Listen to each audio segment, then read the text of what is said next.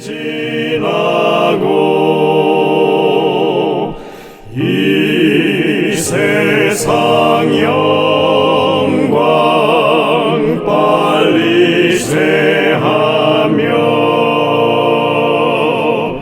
이 천지 만물 모두 변하나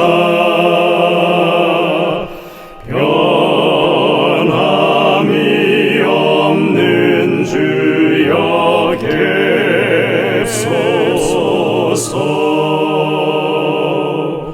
주 홀로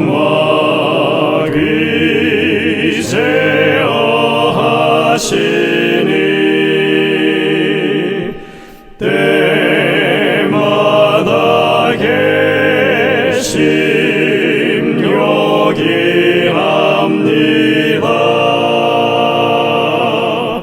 주같이 누가 보하리까.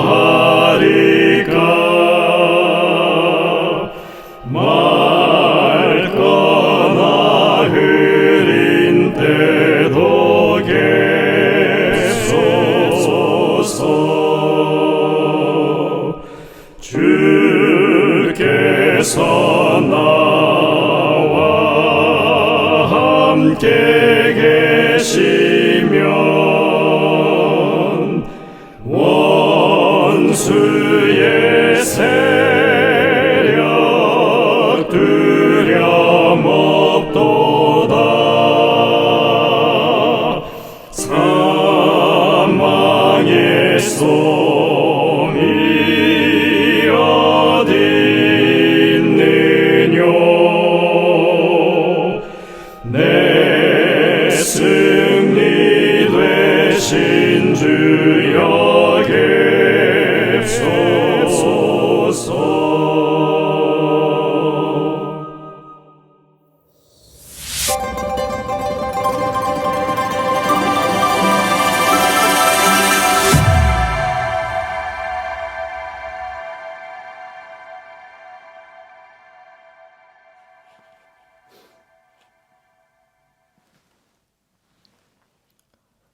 성도 여러분들 안녕하십니까? 행복한 안식일이 시작하는 시간이 되었습니다.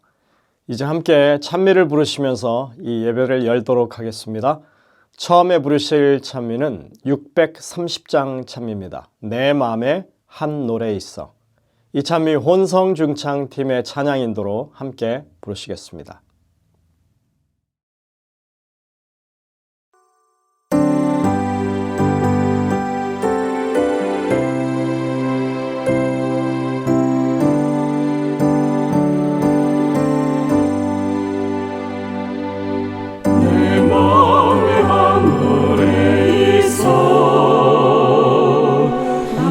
즐겁게 늘 부르네.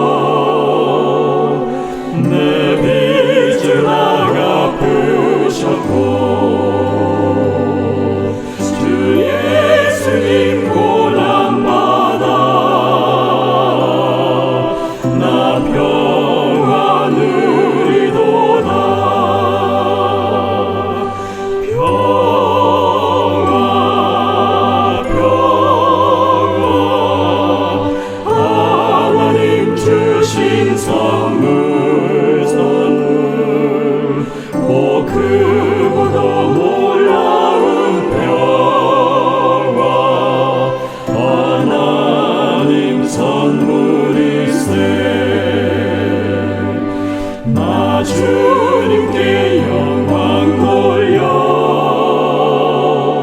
참 평화가 충만하네 주 하나님 축복으로 이 평화 누리도다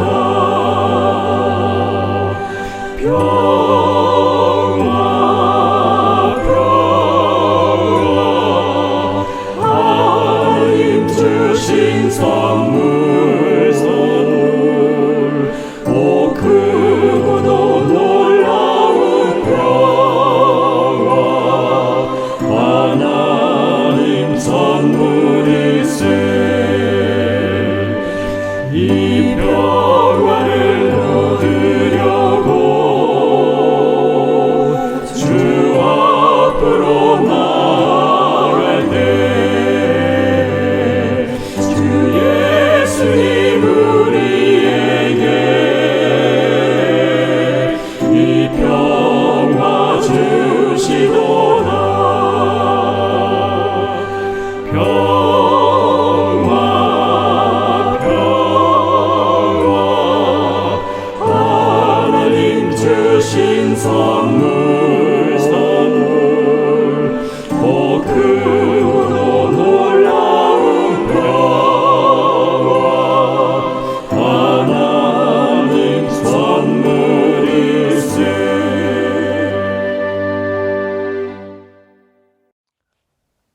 이어지는 찬미는 412장 찬미입니다. 성자의 귀한 몸. 이 찬미는 손청숙 집사님, 마혜선 집사님의 듀엣의 인도로 함께 부르도록 하시겠습니다.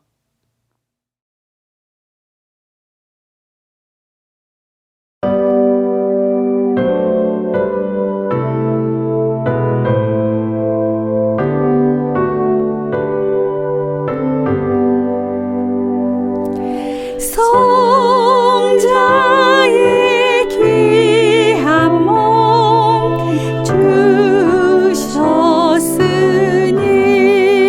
주셨으니 날 위한 그 사랑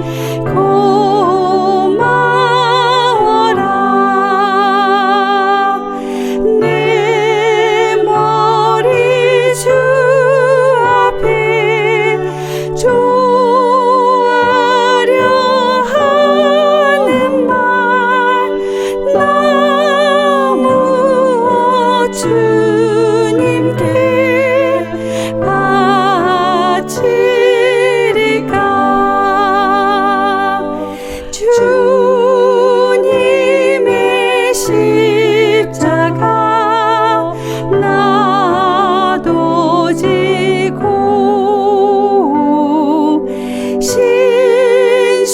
신실한 믿음과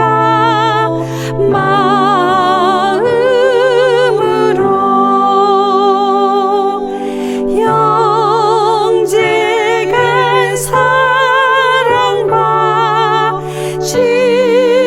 친절한 위로를 내게 나 베풀게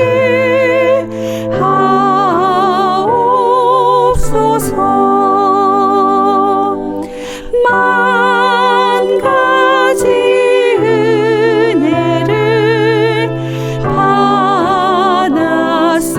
받았으니 내 평생 슬프나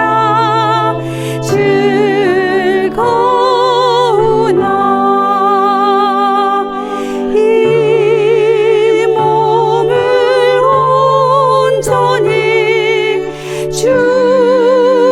주님께 바쳐서 주님만 위하여 늘 살겠네.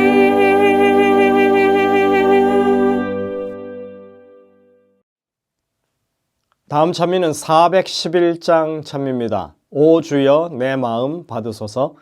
이 찬미 혼성중창의 찬양 인도로 함께 부르도록 하시겠습니다. 찬미가 마치신 후에는 김혜조 집사님께서 기도에 인도해 주시겠습니다.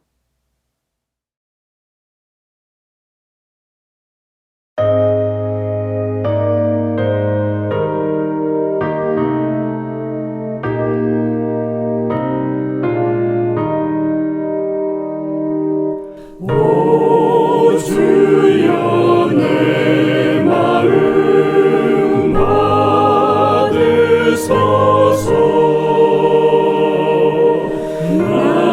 날마다 주의 맘 내게 주사 자유의 진리를 알게 하고 주님만 높이게 하옵소서.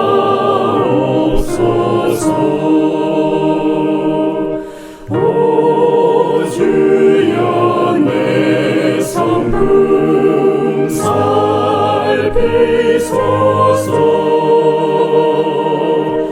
내 안에 보좌를 마련하사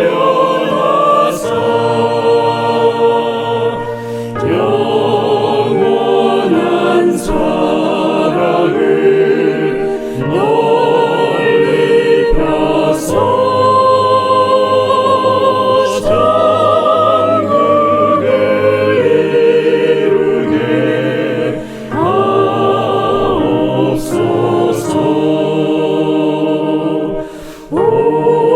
주여 나의 뜻 받으소서.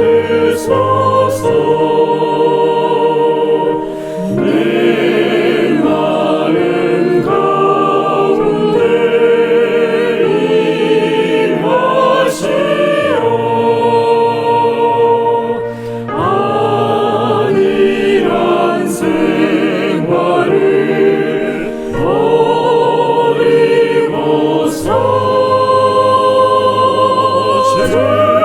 주의 뜻 따르게 이끄소서. 오 주여 내 생명 받으소서.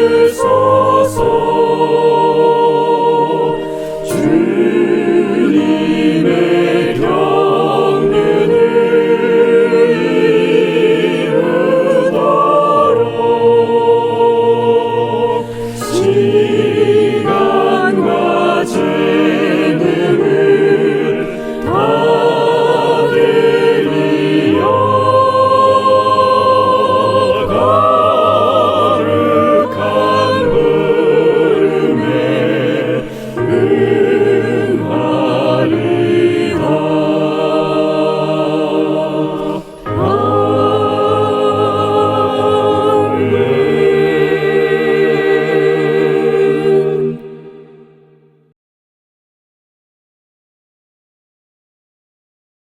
사랑과 은혜가 충만하신 하나님, 저희들을 세상 끝날까지 함께 하여 주시겠다고 약속하신 하나님 아버지, 저희들은 지난 한 주 동안 어렵고 힘든 세상살이였지만 안전하게 보호하여 주시고 이렇게 안식일이 시작되어서 방송으로 예배를 드릴 수 있는 시간을 허락하여 주셔서 감사드립니다.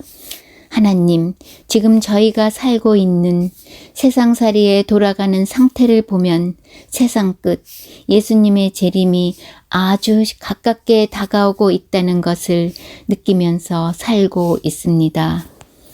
저희 모두가 예수님의 재림을 맞이하기 위하여 영적으로, 육적으로 믿음이 성장하고 품성이 변화되게 하여 주시옵소서. 하나님, 저희 세리토스 교회를 사랑하사 국어부와 영어부가 협력하여 지금보다 교회가 더 성장하고 이웃에게 새천사의 기별과 예수님의 재림을 전하는 마지막 사명을 감당하는 교회가 되게 하여 주시옵소서. 그러기 위해서는 저희 교인 모두가 사랑과 화합으로 하나가 되게 하여 주시옵고 겸손한 마음으로 이웃을 섬기게 하여 주시옵소서. 하나님, 저희 성도님들 중에는 아프신 분들과 경제적으로 어려운 분들이 계십니다. 그분들에게 치유함과 그들의 필요를 채워주시옵기를 바랍니다. 오늘 말씀을 전하시는 목사님께 성령님께서 함께하여 주시옵고 저희들은 그 말씀으로 인해 은혜 받고 평안의 안식일을 맞이하게 하여 주시옵소서. 이 모든 말씀 우리를 구원하실 예수님 이름으로 기도드리옵나이다. 아멘.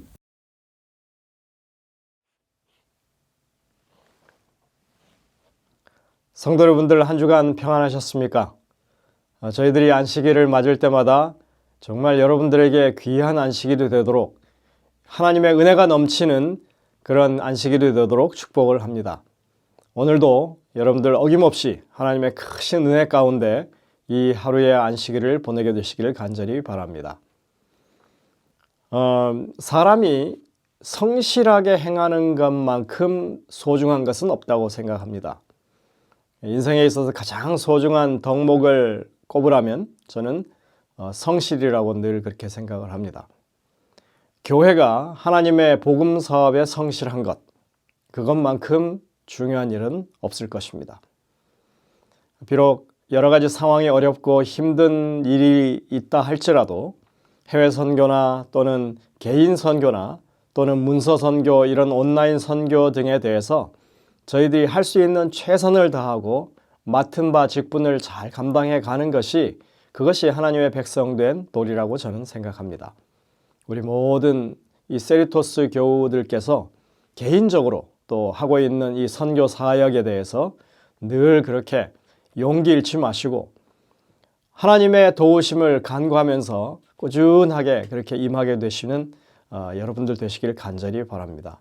그러면 분명히 이 교회 새로운 영혼들이 차고 넘치는 그런 역사가 있으리라고 저는 확신합니다. 오늘 저녁에 로즈미드 교회를 섬기시는 장기승 목사님께서 말씀을 준비하셨습니다. 이제 준비된 특창을 들으신 이후에 목사님의 말씀을 듣도록 하겠습니다. 여러분들 은혜가 넘치는 귀한 시간 되시기를 간절히 바랍니다.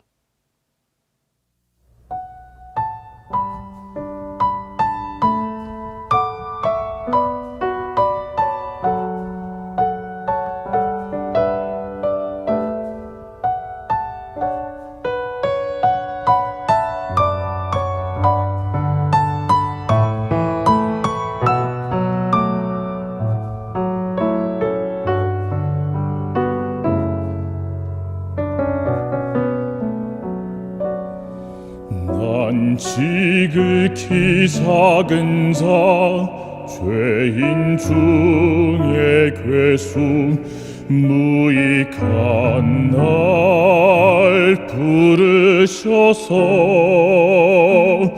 간절한 기대와 소망 부끄럽지 않게 십자가 전케 하셨네. 어디든지 가리라 주 위에 서라면 나는 전하리 그 십자가. 내 몸에 밴 십자가 그 보혈의 향기 온 세상 채울 때까지 살아도 주를 위해 죽어도 주를 위해 사나 죽으나 난 주의 것 십자가의 능력 십자가의 소망 내 안에 주만 사시는 것.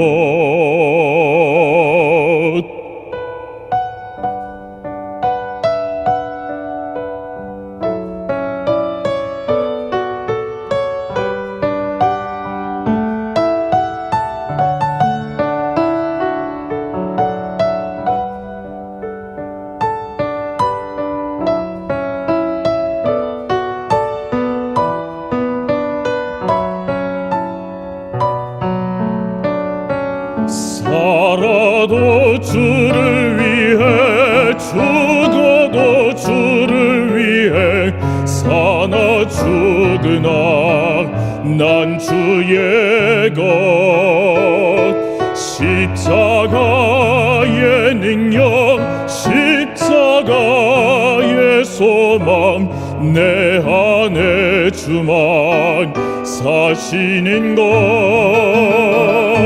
살아도 주를 위해 죽어도 주를 위해 사나 죽으나 난 주의 것 십자가의 능력 십자가의 소망 내 안에 주만 사시는 것 난 지극히 작은 자 죄인 중에 괴수 무익한 날 부르셔서 간절한 기대와 소망 부끄럽지 않게 십자가 전케 하셨네 내 사랑 나의 십자가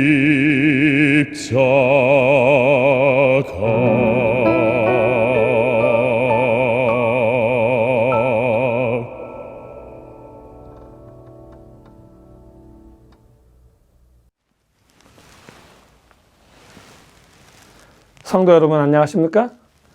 꽃들이 만발한 아름다운 봄, 하나님의 은혜와 축복이 함께 하시는 복된 봄이 되시기를 간절히 기원합니다. 오늘 저는 여러분들과 함께 무모한 사랑이라고 하는 제목으로 말씀을 살피려고 합니다. 오늘 본문의 말씀은 누가복음 15장 20절로 23절입니다. 누가복음 15장 20절로 23절. 먼저 20절입니다. 아버지께 돌아가니라.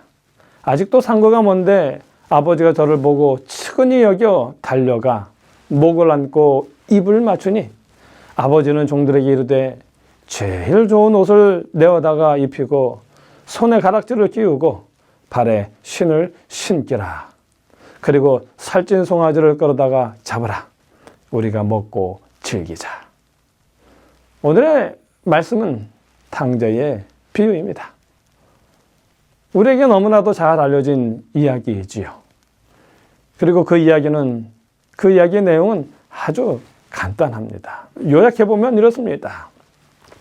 한 아버지에게 두 아들이 있는데 어느 날 작은 아들이 아버지에게 아버지, 저에게 주실 유산 중 저의 유산을 주십시오라고 요청합니다. 그리고 그 유산을 가지고 아버지를 떠나 멀리 가서 방종과 경박한 쾌락으로 그 유산을 다 탕진합니다. 그런 후 작은 아들이 뉘우치고 집으로 돌아옵니다. 작은 아들은 집으로 돌아오니 아버지가 달려나와 두 팔을 벌려 아들을 맞이하지요. 그런데 큰 아들이 동생에 대한 아버지의 환대를 보며 소외감과 분노를 느낍니다. 그러자 아버지는 형에게 동생을 받아들이고 용서하자며 이야기는 끝을 맺습니다. 이 이야기를 뭐라고 부르면 좋을까요? 이 이야기의 초점이 누구에게 있는 것 같습니까? 작은 아들인가요? 아니면 큰 아들인가요? 두 아들 모두에게 있습니다. 전반부는 작은 아들에게 있고 후반부는 큰 아들에게 있습니다. 그런데 아직도 우리가 주목해야 할 대상이 있습니다. 누굴까요? 아버지입니다. 아버지. 왜 그런지 아십니까? 그 대상을 알려면 탕자라는 말의 뜻을 알아야 합니다.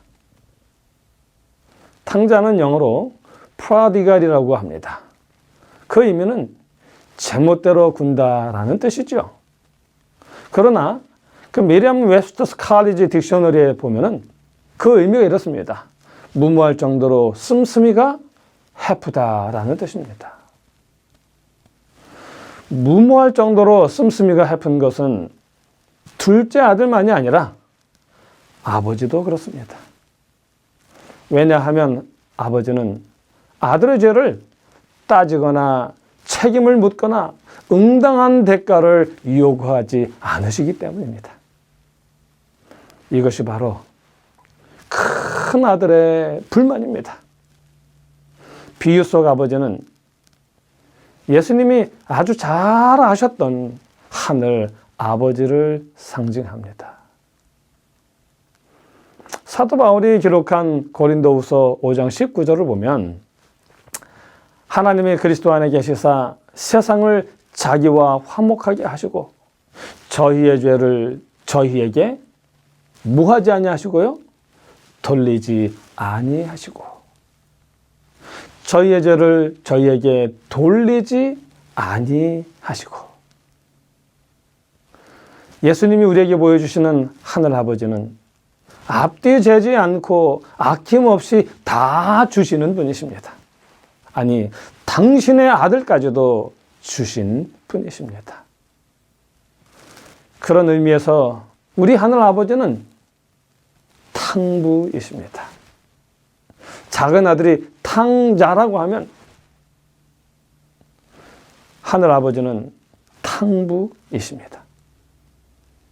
그런 하나님의 무모한 사랑과 은혜야말로 우리의 가장 큰 소망이고 삶의 변화를 경험케 하는 힘입니다.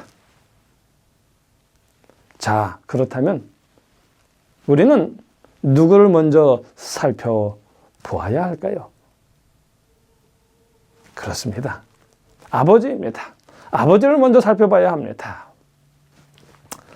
근데 그 아버지를 살펴보기 위해서는 그에 앞서 먼저 두 아들이 누구를 비유하는지를 알아야 합니다.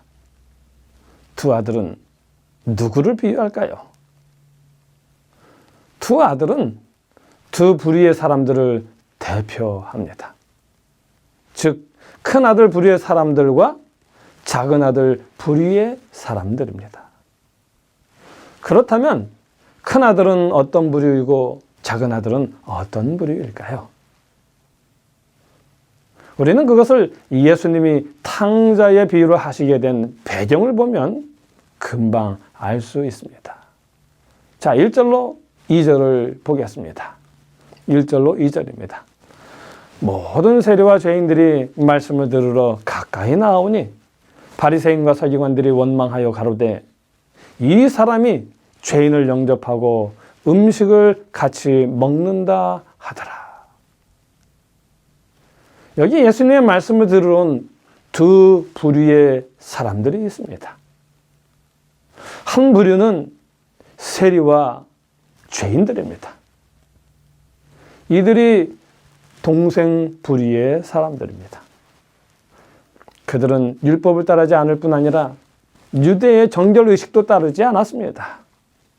그들도 동생처럼 사회와 가정의 전통을 버리고 집을 나가 허랑방탕했습니다. 그리고 두 번째는 형과 같은 부류로 바리새인들과 서기관들입니다. 그들은 자라면서 배운 전통 윤리를 고수했고 성경을 공부하고 그대로 순종했습니다. 예배도 충실히 드렸고 기도도 꾸준히 했습니다. 그런데 이들이 세리와 죄인들이 예수님께 왔을 때 어떻게 반응을 했습니까?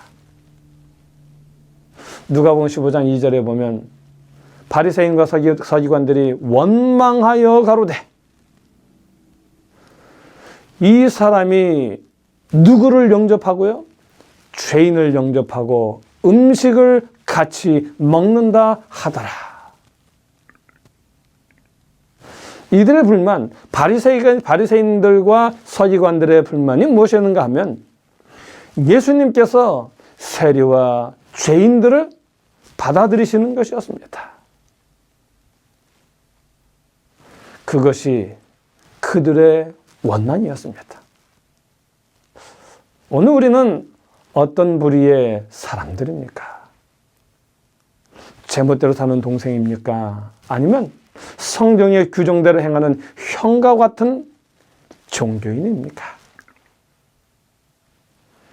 예수님은 이 이야기를 통해 동생의 해로운 자기의 중심성을 책망하시며 아울러 형의 도덕주의적인 삶도 책망하십니다.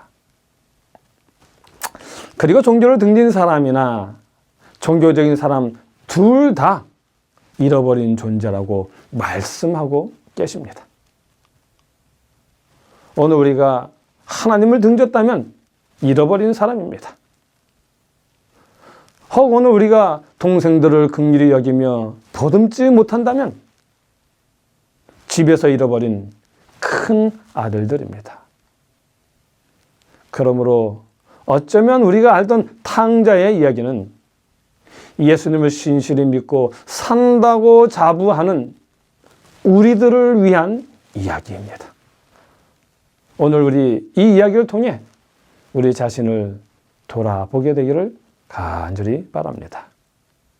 그리고 우리의 죄를 우리에게 돌리지 않으시는 아버지처럼 형제의 허다한 허물을 덮은 진정한 그리스도인이 되기를 간절히 바랍니다. 자, 그럼 사랑을 낭비하는 계산하지 않는 아버지의 사랑을 먼저 살펴보겠습니다. 아버지의 사랑을 살피기 위해 우리는 두 아들을 살펴보아야만 합니다. 자, 먼저 작은 아들을 살피겠습니다. 여러분, 작은 아들, 그가 왜 탕자입니까? 그가 먼 나라로 가서 아버지의 유산을 다 탕진했기 때문에 탕자인가요? 맞습니다. 그러니 탕자지요. 그러나 그보다 더 큰 근본적인 이유가 있습니다. 그것은 그가 아버지에게 자기가 받을 아버지의 유산을 달라고 한 것입니다. 왜냐하면 이것이 왜 더 근본적인 이유인가 하면 당시의 유산이란 아버지가 돌아가신 후에야 비로소 아들에게 주어지는 것입니다. 아버지가 돌아가신 후에야 주어지는 것이라는 겁니다. 절대로 아버지가 살아계실 때는 받을 수 없습니다. 그러므로 아버지의 유산을 달라는 말은 지극히 무리한 말입니다. 왜냐하면 그 말은 아버지가 빨리 죽기를 바란다는 말과 같기 때문에 그렇습니다. 그리고 그 말은 곧 아버지의 재산만 원하고 아버지는 싫다는 뜻이기 때문입니다. 지금까지 작은 아들에게 아버지란 유산을 물려받기 위한 수단이었습니다. 그런데 이제 그 관계마저도 지겨워졌습니다. 그래서 그는 아버지에게서 벗어나고 싶었고 유산을 달라고 한 것입니다. 그런데 아버지의 반응은 더 충격적입니다. 당신은 고도의 가부장 사회였습니다. 아버지에 대한 존경과 예의는 그 무엇보다도 중요했습니다. 그렇다면 작은 아들에게 보일 아버지의 반응은 뭐였을까요? 당연히 큰 호통과 함께 집에서 쫓아내는 것일 겁니다. 그런데 아버지는 호통을 쳐서 아들을 쫓아내기는커녕 두 아들에게 유산을 나눠줍니다. 이 의미를 이해하려면 12절의 말씀을 이해해야 합니다. 누가복음 15장 12절에 보면 이렇게 기록을 합니다. 둘째가 아비에게 말하되 아버지여 재산 중에서 내게 돌아올 분깃을 내게 주소서 하는지라. 아비가 그 살림을 각각 나눠 주었더니. 여기 작은 아들이 아버지에게 요청해요. 아버지요, 아버지의 재산 중에서 내게 돌아올 분깃을 내게 주십시오라고 말을 합니다. 그랬더니 아비가 그 무엇을 나눠줘요? 살림을 각각 나눠 주었다라고 합니다. 재산을 달라고 했는데 아버지는 살림을 나눠 주셨다라고 우리 성경은 기록을 하고 있습니다. 왜 살림이라는 말을 썼을까요? 그 살림이라고 하는 그 말의 그 원어를 한번 좀 살펴봐야 되겠습니다. 그 헬라 원어는 비오스예요. 비오스라는 말인데 그 원래 의미는 무엇인가 하면 생명이라는 뜻입니다. 생명. 생명을 나눠 주셨다라고 말을 하고 있는 것입니다. 우리가 이 헬라어 비오스를 주목하는 이유가 무엇인가 하면 재산을 지칭하는 다른 많은 단어들이 있는데 예수님이 굳이 생명을 의미하는 비오스를 사용하셨기 때문입니다. 왜 그랬었을까요? 그 이유는 이렇습니다. 당시 유산, 재산은 뭘까요? 그것은 땅입니다. 토지입니다. 그러므로 아들에게 유산을 나눠줬다라는 그 말은 두 아들에게 유산을 나누어 주려면 아버지가 땅을 팔아야 했다라는 것을 이야기합니다. 우리는 구약시대 토지의 개념을 잘 몰라서 그렇지 당시 사람들에게 땅은 그들의 정체성이었습니다. 땅은 곧 그들 자신이었습니다. 그 한 예가 민수기 27장 1절과 4절에 나와 있습니다. 민수기 27장 1절 4절입니다. 요셉의 아들 므낫세 가족의 므낫세의 현손 마길의 증손 길르앗의 손자 헤벨의 아들 슬로브앗의 딸들이 나아왔으니 그 딸들의 이름은 말라와 노아와 호글라와 밀가와 디르사라. 어찌하여 아들이 없다고 우리 아버지의 이름이 그 가족 중에서 삭제되리이까? 우리 아버지의 형제 중에서 우리에게 기업을 주소서 하매. 여기 이야기합니다. 우리 어찌하여 아들이 없다고 우리 아버지의 이름이 그 가족 중에서 뭐 되어야 한다고요? 되어야 하리까? 삭제, 없어져야 하리까? 라고 얘기를 합니다.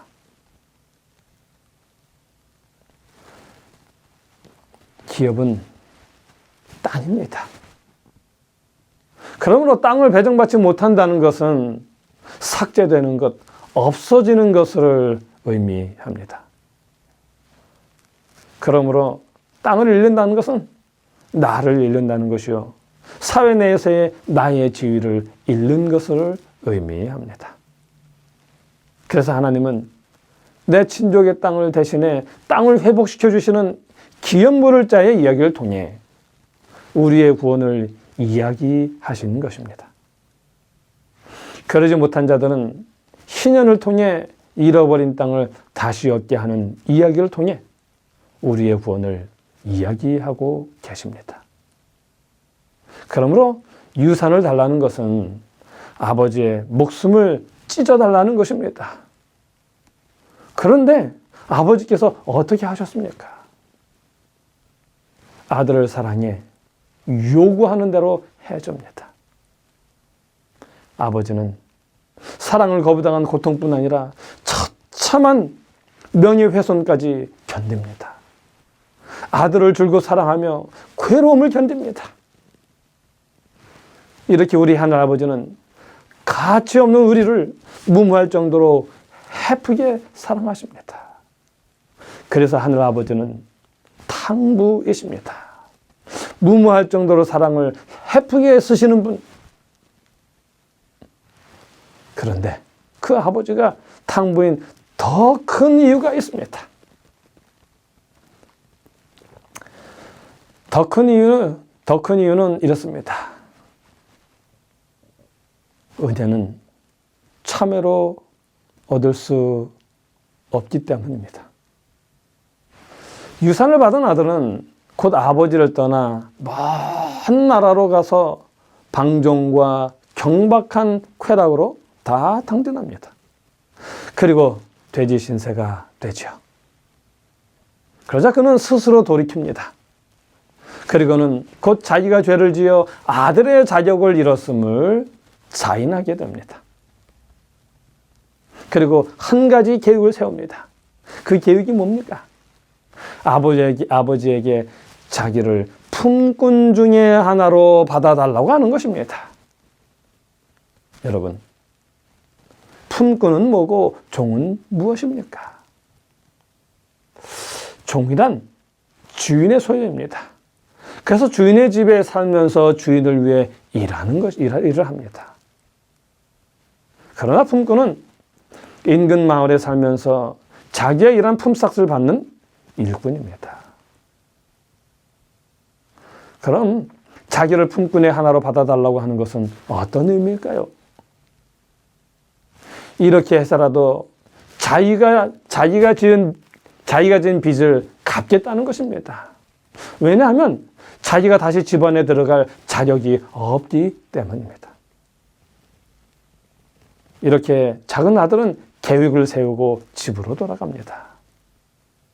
그런데 아버지가 어떻게 합니까? 아들을 먼저 알아보고 상고가 뭔데도 달려갑니다.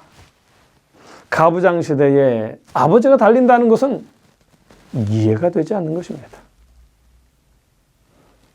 그런 일이 있을 수가 없습니다. 절대로 있을 수 없는 일입니다. 체면이 있지 어디 아버지가 마을 한복판을 달려가십니까?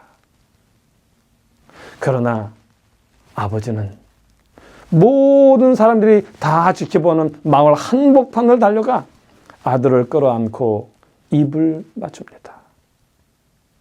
그리고는 종들에게 명합니다. 제일 좋은 옷을 내어다가 입히고 손에 가락지를 끼우고 발에 신을 신기라. 여기 제일 좋은 옷을 내어다 입히라고 말합니다. 여러분, 집에서 가장 좋은 옷이라면 누구의 옷일까요? 아버지의 옷이겠지요. 그래서 그것은 아들의 신분이 회복되었다는 가장 확실한 증표입니다. 가장 좋은 옷을 입혔다는 것은 나는 내가 빚을 다 갚을 때까지 기다리지 않겠다는 것입니다.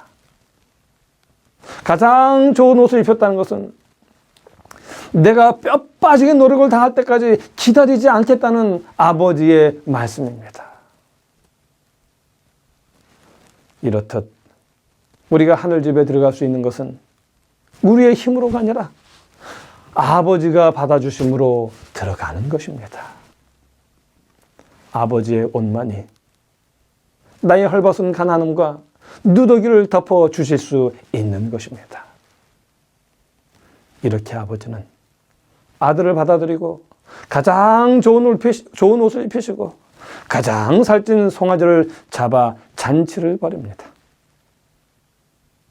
당시 송아지는 가장 비싼 것으로 가장 기쁜 일이 있을 때에만 잡는 것입니다. 그리고 거기에 더하여 풍악과 춤도 곁들여졌습니다. 이 모든 것이 누구를 위하여? 둘째 아들을 환영하기 위한 것이었습니다. 이 얼마나 감격스러운 것입니까? 그러므로 이 이야기는 하나님의 사랑과 용서는 그 어떤 죄나 허물도 다 사면해 회복하실 수 있다는 것입니다. 우리가 어떤 사람이고 어떻게 살아왔던 상관이 없습니다. 고의로 사람을 괴롭히거나 심지어 살해했어도 상관없고 자신을 지독히 학대했어도 상관없습니다. 작은 아들은 말합니다. 누가복음 15장 17절. 아버지에게는 이 양식이 풍족한 품꾼이 얼마나 많은고. 여기 아들은 알았습니다. 작은 아들은 알았어요. 아버지 집에 양식이 풍족하다는 사실을 알았습니다. 근데 여기서 아버지 집에 양식이 풍족하다는 사실을 알았다는 그 말의 의미는 아버지에게는 은혜가 풍족하다는 사실을 알았다라는 말입니다. 아버지의 사랑으로 용서하고 덮지 못할 악이 없음을 알았다는 것이지요. 이는 곧 아버지 은혜에 맞먹을 만한 죄는 없다는 말입니다. 그러므로 이 이야기는 무모할 정도로 헤프게 베푸시는 하나님의 사랑 이야기입니다. 이야기가 말하듯 아버지가 사랑으로 아들을 끌어하는 때는 아들이 자기의 잘못을 회개하기 전입니다. 아들이 회개하기 전에 먼저 아버지가 그 아들을 끌어 안으셨습니다.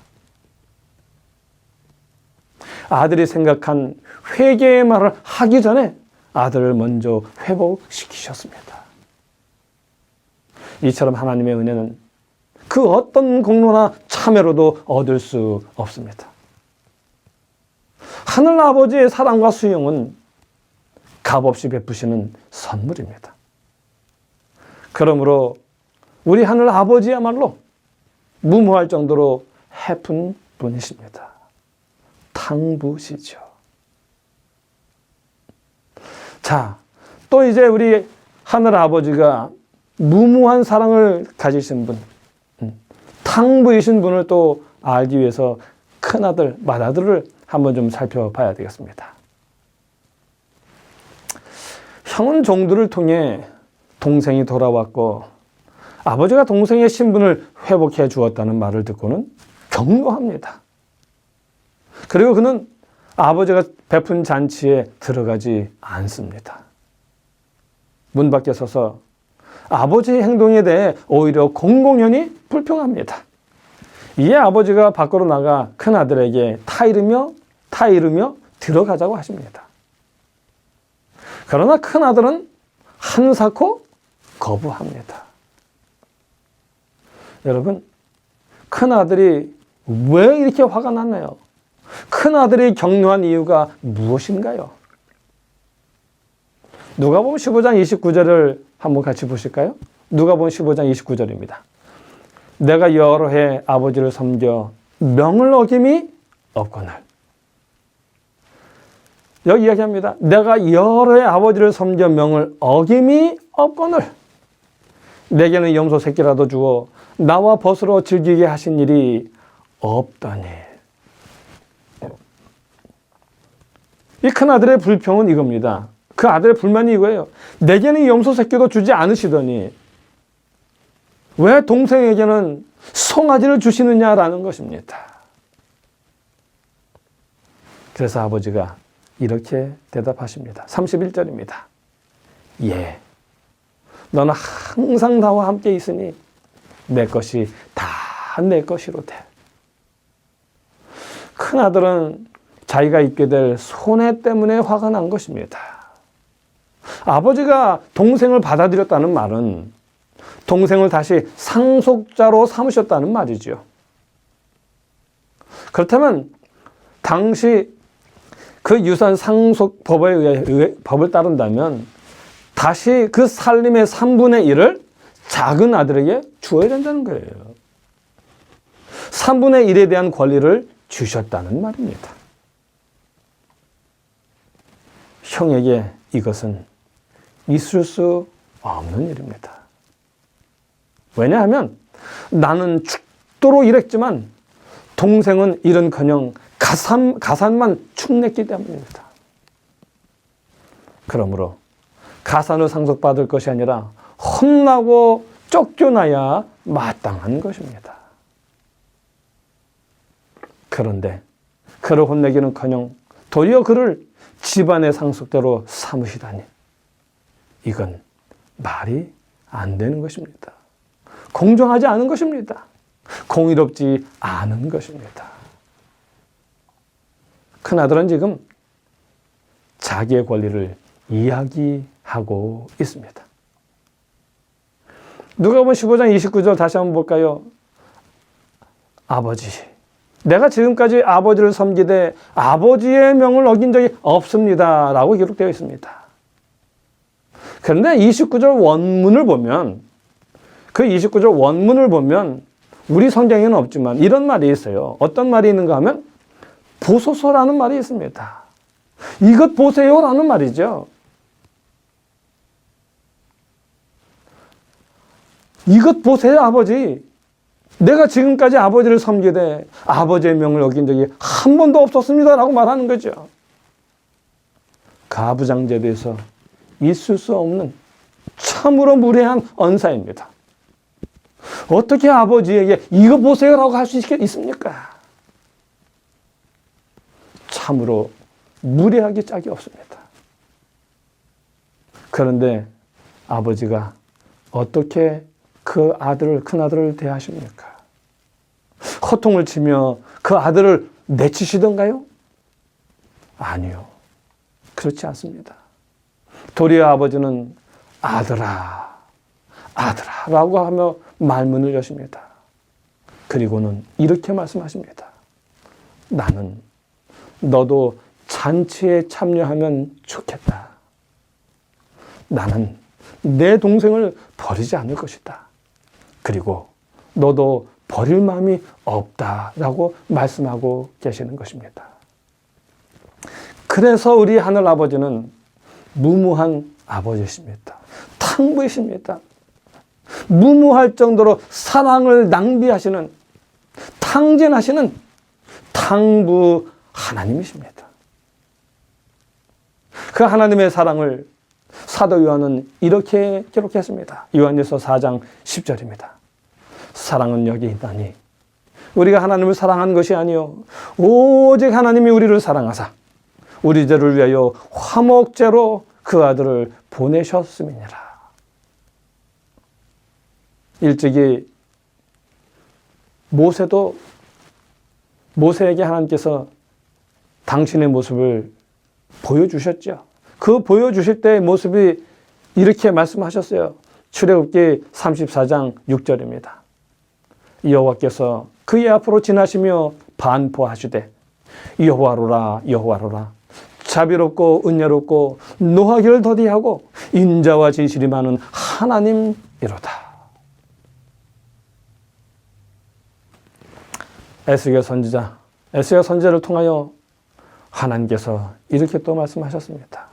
에스겔 33장 11절 주 여호와의 말씀에 나의 삶을 두고 맹세하노니 나는 악인의 죽는 것을 기뻐하지 아니하고 악인이 그 길에서 돌이켜 떠나서 사는 것을 기뻐하노라. 이스라엘 족속아 돌이키라. 너희 악한 길에서 떠나라. 어찌 죽고자 하느냐 하셨다라. 이제 저는 말씀을 마치려고 합니다. 우리가 잘 아는 것처럼 아버지는 큰아들에게 잔치에 들어가자라고 권하십니다. 그 잔치에 들어가자는 그 권고와 함께 그 이야기는 끝을 맺습니다. 모릅니다. 큰아들이 들어갔는지 안 들어갔는지 그거는 모릅니다. 이것은 오늘 우리에게 하나님이 던지시는 질문이죠. 잔치에 같이 들어가자고요. 여러분, 우리 하나님은 이런 하나님이십니다. 우리가 악한 길에서 떠나 살기를 바라시는 하나님, 그리고 하나님이 우리를 먼저 사랑하셨어요. 그 사랑하심을 당신의 사랑하는 아들 독생자를 주심을 통하여 우리에게 보여주셨습니다. 그 하나님은 오늘 우리에게 말씀하십니다. 너를 사랑하는 탕부 아버지를 사랑하고 그 말씀에 순종하라고요. 아무쪼록 우리의 삶에서 나를 위하여 이렇게 그 사랑을 무모할 정도로 허비하시는 그 하나님의 사랑을 정말 감사하며 깊이 받아들이고 그리고 오직 주를 위하여 살아가는 아름다운 주의 모든 성도가 되시기를 간절히 바라며 오늘의 말씀을 줄이겠습니다. 오 사랑의 저희들의 아버지 하나님, 우리가 무엇이간데 주께서 이렇게 사랑하십니까? 우리를 혼내고 내치셔도 당연한데 하나님은 도리어 우리의 죄를 책망하지 않으시고 우리를 구원하기 위하여 오히려 당신의 독생자 예수 그리스도를 내어 주셨습니까? 하나님의 그 무한하신 사랑을 인하여 감사합니다. 하나님의 그 무모한 사랑과 은혜야말로 우리의 소망이요 우리의 은혜입니다. 그 당신의 사랑을 붙잡고 이제 돌아가려 합니다. 받아 주옵소서.